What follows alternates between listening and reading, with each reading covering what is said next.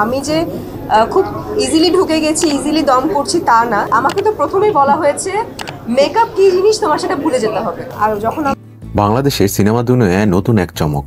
একদিকে চঞ্চল চৌধুরীর অভিনয় দক্ষতা, অন্যদিকে আরফান নিশোর জনপ্রিয়তা। আর এই দুই তারকার সঙ্গে প্রথমবার বড় পর্দায় হাজির হচ্ছেন পূজা চেরি নতুন সিনেমা দম, যেটি নিয়ে এখন পুরো ফিল্ম ইন্ডাস্ট্রিতে তুমুল আলোচনা। 29 অক্টোবর বুধবার সন্ধ্যায় ইস্তান গুলশান শুটিং ক্লাব আয়োজনে ছিল যেন এক উৎসবের আমেজ। লাল কার্পেট, ঝলমলে আলোকসজ্জা আর ক্যামেরার ফ্ল্যাশে জমে উঠেছিল দমের মহরত অনুষ্ঠান। উপস্থিত ছিলেন চঞ্চল চৌধুরী, আরফান নিশো, পূজা চেরি, নির্মাতা রেদওয়ান রনি, শিহাব শাহিন, রাফিয়াত রশিদ মিথিলা, সাদিয়া আইমান সহ আরো অনেকে।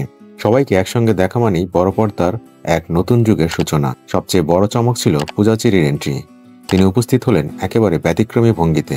গ্ল্যামার নয়, মেকআপ নয়, পালকিতে চড়ে মঞ্চে আসেন পূজা। পালকি থেকে নামার সময় তাকে সহায়তা করেন দুই সহ অভিনেতা চঞ্চল চৌধুরী ও আরফান নিশো।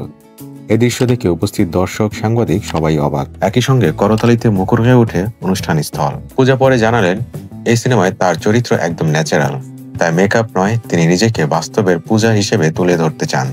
মঞ্চে এসে সাংবাদিকদের সঙ্গে কথা বলতে গিয়ে পূজা বলেন, মেকআপ করা ছেড়ে দিচ্ছি, কারণ এই সিনেমায় আমাকে একদম ন্যাচারাল লুকে দেখা যাবে।